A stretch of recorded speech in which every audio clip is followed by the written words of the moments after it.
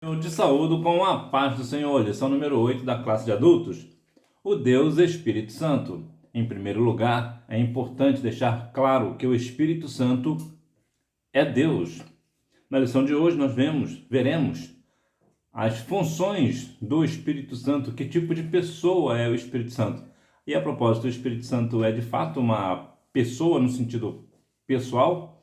Fique comigo que eu vou falar com você acerca deste negócio. Também te darei as respostas do Revisando o Conteúdo e darei também algumas referências bíblicas para uma melhor compreensão da aula. Aproveite a oportunidade e se inscreva aqui no canal. Texto áureo. E eu rogarei ao Pai, e ele vos dará outro Consolador, para que fique convosco para sempre. João capítulo 14, versículo 16. Verdade prática. O Espírito Santo é a terceira pessoa da Trindade, plenamente divino, atuando como consolador, ensinador e santificador da igreja. O Espírito Santo é o Consolador prometido, João 14,16. O Espírito distribui os dons soberanamente, 1 Coríntios capítulo 12, versículo 11. O Espírito ensina e faz lembrar da verdade, João 14,26.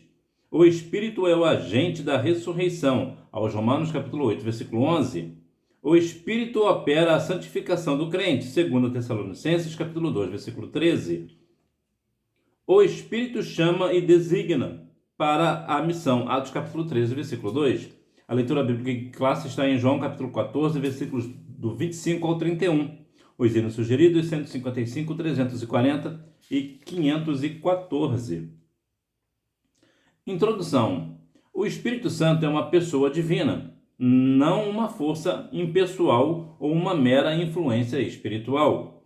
Ele é o Consolador prometido que procede do Pai e do Filho.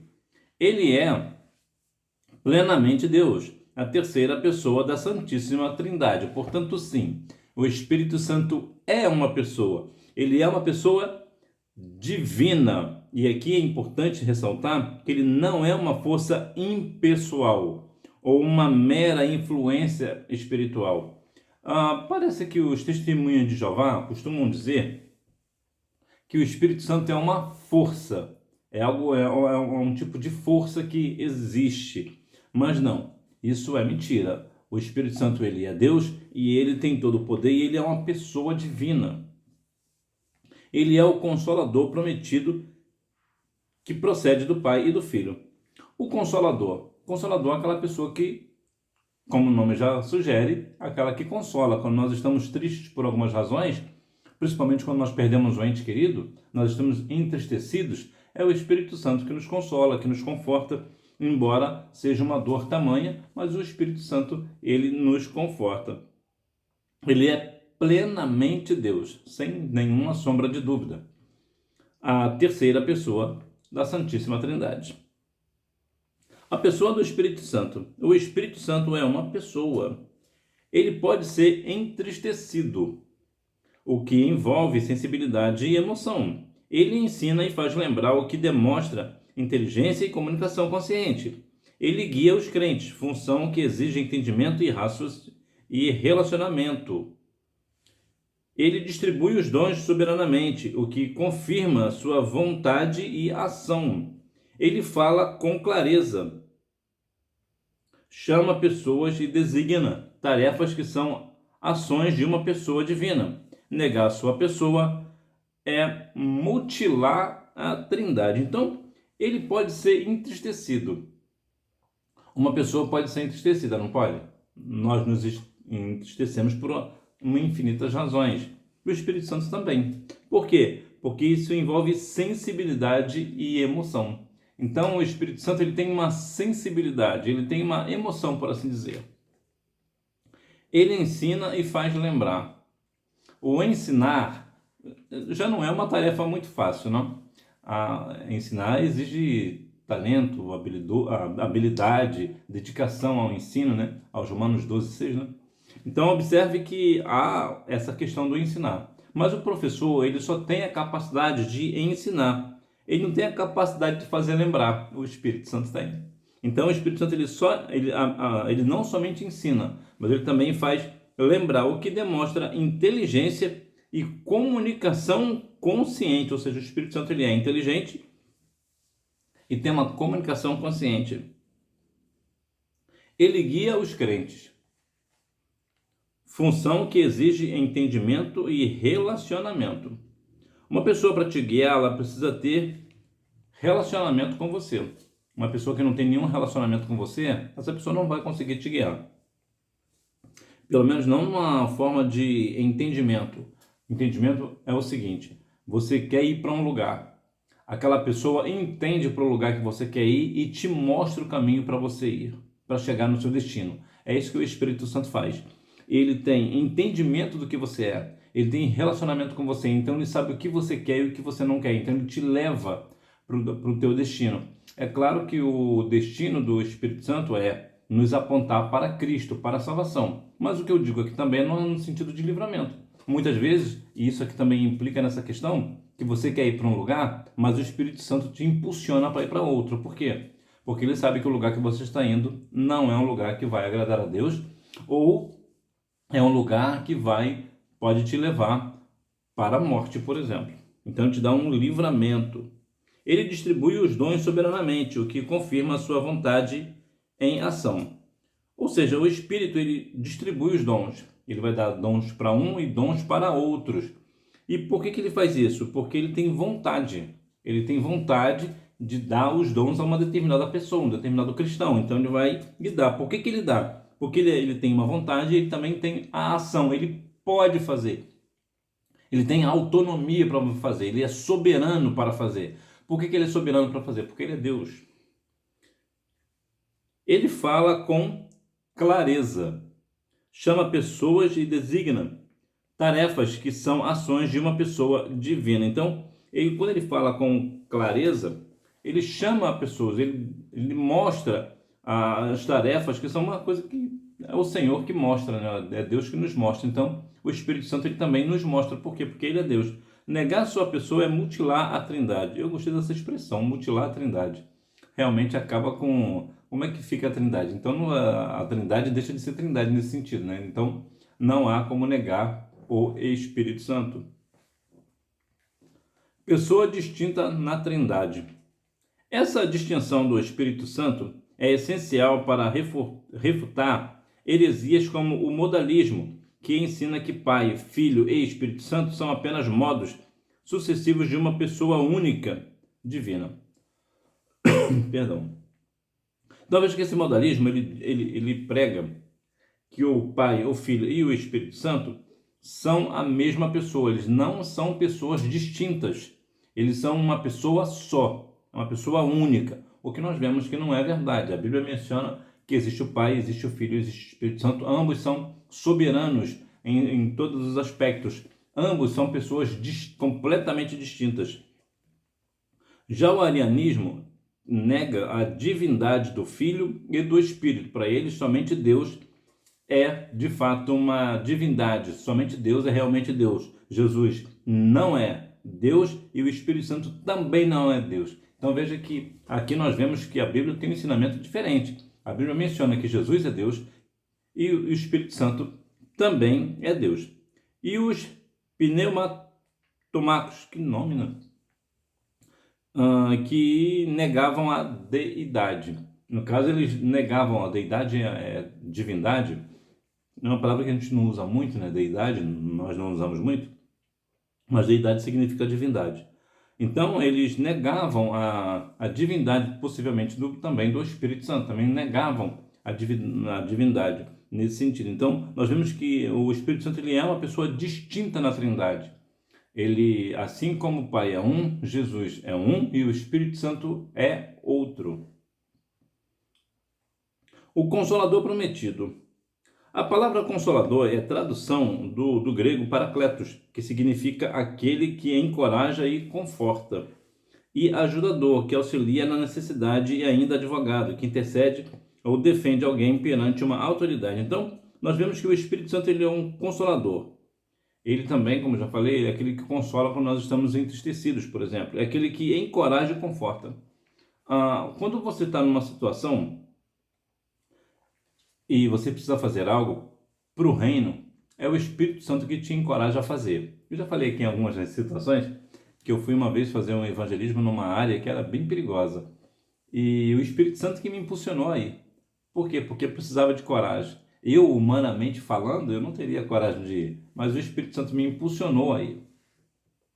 Então, observe que o Espírito Santo, ele nos encoraja a fazer coisas que nós não faríamos por nós mesmos. Por quê? Porque o Espírito Santo nos dá ousadia para fazer. E essa ousadia que a igreja tanto hoje necessita e precisa para continuar crescendo para a honra e glória do nome do Senhor. E quem é que vai nos encorajar? O Espírito Santo. Ele é o nosso ajudador, que auxilia nas nossas necessidades. Quando nós estamos padecendo por alguma situação, alguma necessidade específica, é o Espírito Santo que nos ajuda, nos auxilia. Ele também é um advogado que intercede e defende alguém perante uma autoridade. Ter o Espírito Santo como nosso advogado é algo extremamente divino. Imagina que alguém está te acusando, mas o Espírito Santo, ele faz com que as coisas mudem, né? Ele te defende diante do acusador. Sinopse: o Espírito Santo é uma pessoa distinta do Pai e do Filho, mas plenamente divina. A divindade do Espírito Santo. O debate filioque. Eu acho que é isso que fala, né? Eu nunca ouvi esse termo. Em 381, após confirmar que o Pai, o Filho e o Espírito Santo possuem a mesma essência divina, a Igreja aprovou o credo que ratificava as Escrituras e professava a fé no Espírito Santo, Senhor que dá a vida e procede do Pai e do Filho, e com o Pai e o Filho é adorado e glorificado. Em outras palavras, o Espírito Santo é Deus. Então, muitas vezes há debates, e o debate ele é sempre bom, ele é necessário. Todo debate é interessante, todo debate é necessário. Agora, depende também da forma que se vai debater. Por exemplo, um debate político na televisão, por exemplo, seria proveitoso se houvesse disciplina e respeito para com um candidato e o outro, e principalmente para o telespectador, o que muitas vezes não acontece. O debate de ideias ele é sempre enriquecedor. Quando você debate sobre alguma questão específica, você acaba se enriquecendo. Um dia desses eu estava conversando com um irmão da igreja presbiteriana e a nossa troca de ideia nos trouxe uns pensamentos melhores, nos enriqueceu. Por quê? Porque ele tem uma visão calvinista e eu arminiana. Entretanto, existem muitos pontos que nós conversamos que nós concordamos.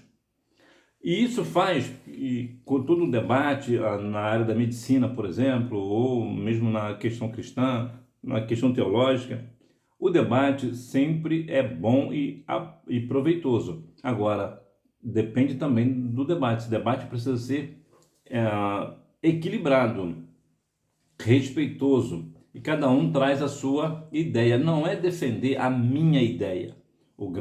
A grande questão do debate é que cada um quer defender a sua ideia. No debate não se defende a minha ideia.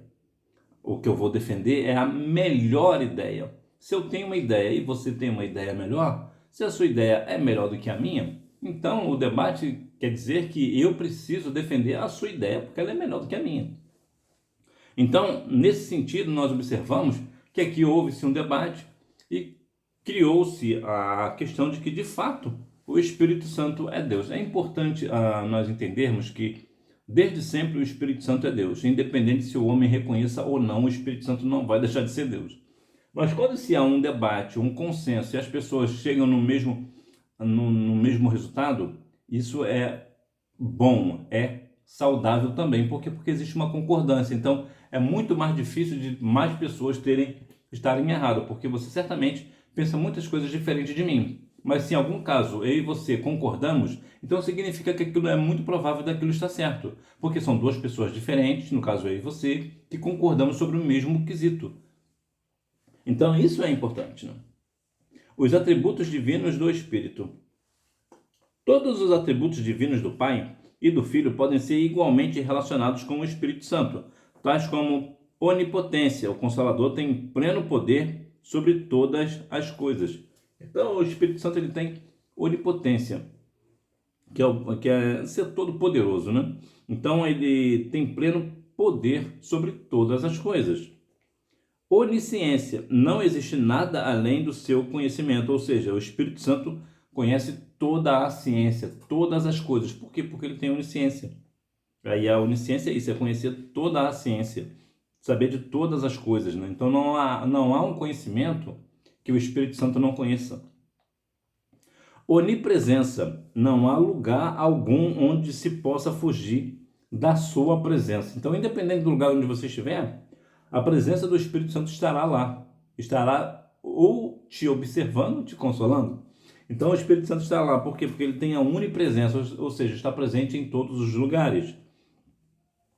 Eternidade, ele não passou a existir no Pentecostes, pois já estava presente no ato da criação. Então, o Espírito Santo ele é eterno, ele é desde de toda a eternidade, ele sempre existiu.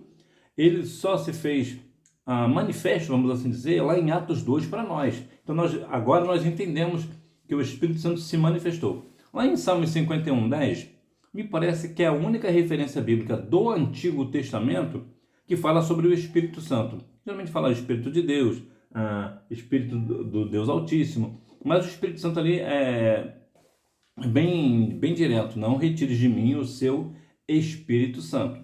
Então, observe que o Espírito Santo existe desde sempre. Desde sempre. Então, isso só prova que, de fato, o Espírito Santo é Deus. Por que ele é Deus? Porque somente Deus é onipotente, somente Deus é onisciente, somente Deus tem onipresença e somente Deus é eterno. E o Espírito Santo está enquadrado nessas 4 questões. Os símbolos do Espírito. Os principais símbolos representativos do Espírito Santo são: fogo, utilizado para retratar o batismo no Espírito Santo, simboliza pureza, a presença e o poder de Deus. Então veja que o fogo, ele retrata o batismo no Espírito Santo. E mais uma vez aqui eu vou enfatizar sobre a questão, não sei que cria-se uma polêmica, as pessoas entram por outro caminho, eu tenho uma visão diferente e não estou aqui dizendo que eu sou o dono da razão. Você pode discordar de mim. Quando a Bíblia menciona Espírito Santo, o batismo com o Espírito Santo e com fogo, lá em Mateus, ali não é uma questão de que uma pessoa é batizada com o Espírito Santo e a outra é com fogo. Embora o fogo seja utilizado para retratar o batismo no Espírito Santo, nesse texto, me parece lá em Mateus capítulo 3, não entra nesse quesito pelo seguinte, porque ele estava falando justamente sobre a questão do Senhor Jesus, e o fogo ali não simboliza o Espírito Santo. Aquele fogo ali tem um outro contexto, que é principalmente o contexto do fogo do inferno que não se apaga. Então eu sei que vai trazer alguma discordância aqui, e você tem todo o direito de discordar de mim, porque se você observar, aqui me parece que é o Mateus capítulo 3, fala sobre essa questão de João Batista. Fala de produzir frutos de arrependimento, mas vendo eles muitos dos fariseus e saduceus. Então aqui tudo é um contexto que vai nos trazer para uma outra questão específica. Eu vou te dar um exemplo mais prático. Lá em Atos capítulo 1, me passa no versículo 8, fala que ficar em Jerusalém até que do alto seja revestido de poder. Observe que não tem fogo, tem poder do Espírito, mas não tem fogo. Por que não? Porque naquele sentido ali estava falando para os discípulos. Quando o João Batista estava falando ali, estava falando para os saduceus, para o povo religioso, que não conhecia a questão do Espírito Santo, de Cristo no sentido geral. Então, o que o João Batista estava falando ali, em poucas palavras, para resumir, João Batista estava dizendo o seguinte: olha, vem aí um que vem depois de mim, ele vos batizará com o Espírito Santo. Ele batiza com o Espírito Santo e também batiza com fogo. Ou seja, ele vem com batismo com o Espírito Santo para os salvos e com fogo para as pessoas perdidas. Então, essa aqui é o entendimento aqui de João capítulo 3. Eu sei que tem algumas pessoas que discordam desse sentido. O pastor Ciro Zibordes, Santos Zibordes, por exemplo, é um que discorda. Então aqui, só para nós entrarmos na questão do símbolo do Espírito, então o Espírito Santo, sim, o fogo é um tipo um símbolo utilizado para retratar o batismo com o Espírito Santo, também simboliza a pureza e a presença do poder de Deus. Mas aqui em Mateus capítulo 3 tem um outro sentido. Água. O Espírito flui da palavra como águas vivas que refrigeram o crente e o reveste de poder. Aqui a água também vem da questão da palavra e vai nos trazer uma questão interessante. Quando nós observamos a vida de Elias, que era chamado de o profeta do fogo, existe uma questão que eu acho muito interessante, que quando ele colocou água lá no holocausto, existe uma questão muito curiosa. Primeiro que de onde que ele conseguiu água se na época estava tendo uma sequidão profunda? Onde é que tinha essa água? Então alguém conseguiu uma água. Mas aqui a água simboliza, posso trazer aqui para nós, porque simboliza a palavra. A água não é a palavra? Então conforme ele colocou a água no holocausto, veio fogo e consumiu o holocausto. Ou seja, a única forma de uma pessoa, de um cristão, ter fogo no altar é se encher da palavra. Quando a pessoa se enche da palavra, aí o fogo vem. Por quê? Porque o fogo vem com a palavra, né? Como águas vivas que refrigeram o crente e o reveste de poder. Vento se refere à natureza invisível do Espírito. No Pentecostes é representado pelo som como de um vento. É interessante aqui também reparar que aqui não foi um vento, foi um som como vento. Então o vento aqui se refere à natureza invisível do Espírito. Você não consegue ver o Espírito Santo. Você não observa ele em lugar nenhum, embora ele seja onipresente, embora ele esteja aí com você agora enquanto você me assiste. Mas nós não conseguimos ver o Espírito da mesma forma que nós não conseguimos ver o vento. Nós sentimos o vento e até sabemos a sua direção, mas nós não conseguimos ver o vento. Assim também é o Espírito Santo. Nós devemos saber para onde ele vai e para onde ele vai nos levar. Sentir o Espírito Santo, que algumas pessoas já não sentem mais, mas essa é a ideia do vento, né? A natureza invisível do Espírito. Óleo, usado para a luz e a unção, simboliza a consagração do crente para o serviço e a iluminação para o entendimento das Escrituras. O óleo ele é usado para a luz. Nesse sentido, o azeite, por exemplo, que é um tipo de óleo também, ele é colocado numa lamparina, por exemplo, e se acendia e tudo se clareava, né? Como fala lá em Mateus capítulo 25, das 10 virgens, né? Que elas saíam, conforme ia no cortejo, com as lamparinas, né? Essa lamparina, ela tinha o quê? Ela tinha um óleo, né? Tinha azeite. Então, isso é para quê? Para iluminar. O que isso traz para nós? É o Espírito Santo, ele nos ilumina no caminho. Ele também é a unção, que simboliza a consagração do crente para o serviço. E unção é assim, né? Uns são e outros não são. A unção do cristão. Existe uma questão muito interessante na questão da unção, que a unção significa literalmente untar. O que é untar? Eu não sou muito perito nesse negócio, porque não é de fato meu forte. Mas se você é uma moça, possivelmente você vai entender muito bem isso daqui. Se bem que homens também são bons nisso daí. Eu que sou uma exceção, eu não sou bom mesmo. Quando uma pessoa vai fazer um bolo, por exemplo, ela tem que passar geralmente manteiga, que é um tipo de óleo, um ou outro óleo, e untar o tabuleiro. Ela passa geralmente um pincel, uma outra coisa, e lambuza todo aquele tabuleiro. Para quê? Isso aqui que eu acho interessante. Para o bolo não ficar agarrado no tabuleiro. O que eu quero dizer com você com isso? Nós somos ungidos para ter unção, para a gente não ficar agarrado no tabuleiro. Lá na Bíblia, sobre Efraim, foi um bolo que não foi virado, lá no livro de Amós, capítulo 7. Né? Observe que, nesse sentido, o que é isso? Nós, muitas vezes, somos ungidos, mas nós queremos ficar somente dentro da igreja. Nós não saímos. A ideia de untar é estar livre, é estar solto do tabuleiro. Essa também é uma das ideias do Espírito Santo. Quando você é cheio do Espírito Santo, você não fica preso à igreja, né? No sentido de só ser crente dentro da igreja. Você sai para evangelizar, você sai para fazer outras coisas, para visitar os doentes. Por quê? Porque você é cheio do Espírito, você está untado, você não está preso ao tabuleiro nesse sentido, à igreja. E também vem na iluminação para o entendimento das Escrituras. Né? Pomba, o Espírito desceu sobre Jesus em forma de pomba, é símbolo de paz e mansidão. A pomba, que geralmente ela é vista desde o tempo do dilúvio, né? Que o Noé soltou uma pomba. Então a pomba dá a ideia de quê? De paz e mansidão. Né? Nesse sentido, o Espírito Santo desceu quando Jesus, em forma de pomba, no batismo de Jesus. Então observe que há aqui algumas simbologias, né? Os símbolos do Espírito Santo e seus significados. Sinopse: a divindade do Espírito é confirmada por seus atributos e símbolos revelados na palavra. Se você é uma pessoa guiada pelo Espírito Santo, já deixa o seu like aí. As obras do Espírito Santo. O Espírito Santo e a encarnação. A encarnação do Filho de Deus revela o papel do Espírito como o agente divino na concepção de Jesus.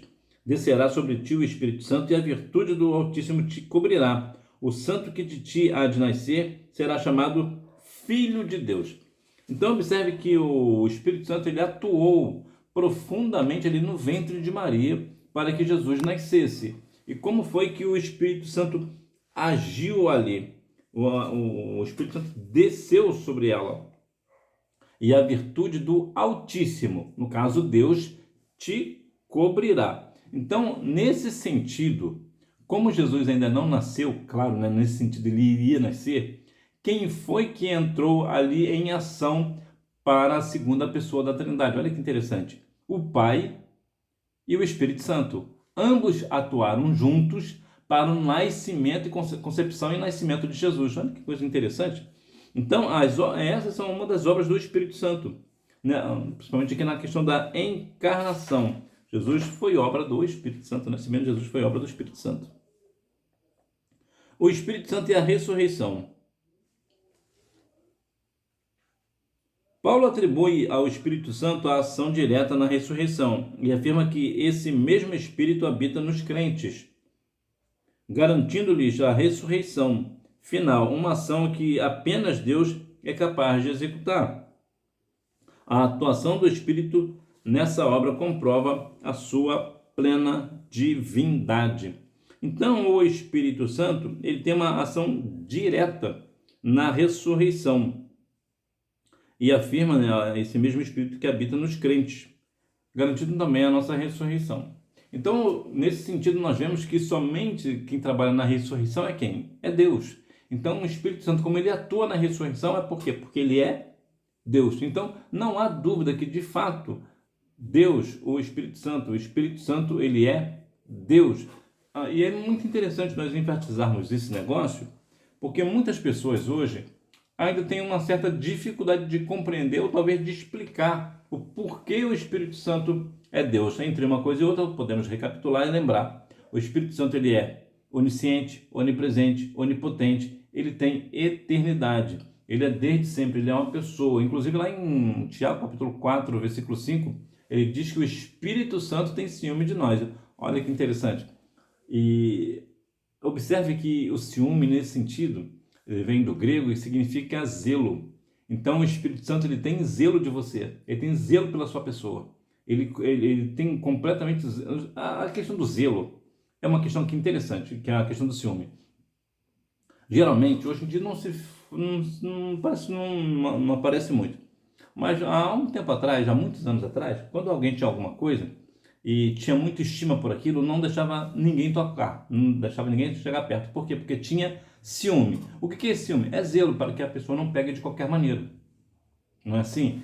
Essa é a ideia do Espírito Santo. O Espírito Santo ele tem ciúme de nós porque ele não quer que as pessoas nos peguem de qualquer maneira, ou o adversário nos pegue de qualquer maneira. O Espírito Santo ele tem ciúme, ele tem um cuidado, um zelo. Então isso é uma questão muito interessante de nós observarmos que de fato o Espírito Santo tem ciúme de nós. O Espírito Santo e a santificação. A santificação possui duas dimensões, uma posicional no momento da conversão e outra progressiva, como processo de contínua de transformação. O Espírito Santo habita no crente desde a regeneração até a glorificação, conduzindo em santidade. Bom, aqui fala que sobre a questão da santificação possui duas dimensões, na verdade são três. Né? A santificação posicional, né, no momento da conversão, assim quando a pessoa aceita Cristo como Salvador, por pior pecador que seja, por pior que ele seja, ele é santificado imediatamente. Isso significa que se ele morrer naquele momento, ele é uma pessoa salva. Então essa pessoa ela tem uma santificação, nesse caso posicional, que é assim no momento da conversão. E a progressiva, né, que é num processo contínuo de transformação, ou seja, assim que a pessoa aceita Cristo como Salvador, essa pessoa é santificada, mas ela precisa continuar se santificando, como nos diz aos Hebreus capítulo 12, versículo 14. Sem a santificação ninguém verá o Senhor. Então essa pessoa continua num processo que vai durar a vida inteira, né, de transformação. E qual é a terceira que eu falei que é a terceira? A terceira é o último estágio, que é o estágio de glorificação. Então ali a nossa santificação ela é concluída de uma forma divina, de uma forma extraordinária, que agora não existe mais pecado em nós. Nós estamos agora no terceiro estágio. Por quê? Porque fomos santificados no momento da conversão, continuamos santificados durante a nossa vida e agora, no terceiro estágio, nós somos, nosso corpo é glorificado quando Jesus vier buscar a sua igreja. Então, nesse momento, a nossa vida já não existe mais pecado algum. Agora nós estamos completamente purificados de todo o nosso pecado e não haverá mais formas de pecar, né? Não existirá, porque no céu não entra pecado. Então, a santificação, na verdade, não existe em duas dimensões. Na verdade, existem três. Se porventura você discorda de mim, também você pode deixar aí nos comentários. Sinopse: as obras do Espírito Santo, encarnação, ressurreição e santificação, revelam seu poder e atuação contínua na vida da igreja. Conclusão: como Consolador, ele continua a obra de Cristo e habita na vida dos crentes. Sua presença é viva e transformadora, indispensável na edificação, ensino e missão da igreja. Então, o Espírito Santo ele continua fazendo o que Jesus fez, nos consolar. Jesus disse o quê? Eu te enviarei outro Consolador. Esse outro Consolador é da mesma natureza, é do mesmo tamanho, é da mesma forma, né? A mesma natureza. Então, o Espírito Santo ele é Deus. Então, o Espírito Santo ele continua na nossa vida de transformação. É o Espírito Santo que nos transforma, né? O Espírito Santo que nos convence do pecado, da justiça e do juízo. João 16:8. Então, ele é indispensável na edificação da igreja, no ensino e também na missão da igreja. Quando nós fazemos missões, por exemplo, nós não fazemos missões por nós mesmos. É o Espírito Santo que nos transformou, que nos impulsiona, nos encoraja e nos dá ousadia para evangelizar. Revisando o conteúdo, número 1. Ele tem mente, vontade e emoções. Pode ser entristecido, guia, ensina e distribui dons. Número 2. Onipotência, onisciência, onipresença e eternidade. Número 3. Fogo, água, vento, óleo e pomba. Número 4. No episódio da ressurreição de Cristo. Número 5. Santificação posicional na conversão e progressiva, processo contínuo de transformação. Que Deus em Cristo continue abençoando a sua vida, o Deus Espírito Santo. E que se você gostou da lição de hoje, você deixa o seu like, mais uma vez aproveita para se inscrever aqui no canal e compartilhe esse vídeo com uma pessoa que, assim como você, também ama a Escola Bíblica Dominical e também é guiada, assim como você, pelo Espírito Santo. Que Deus em Cristo continue abençoando a sua vida e que você tenha uma boa aula guiada pelo Espírito Santo. Tchau!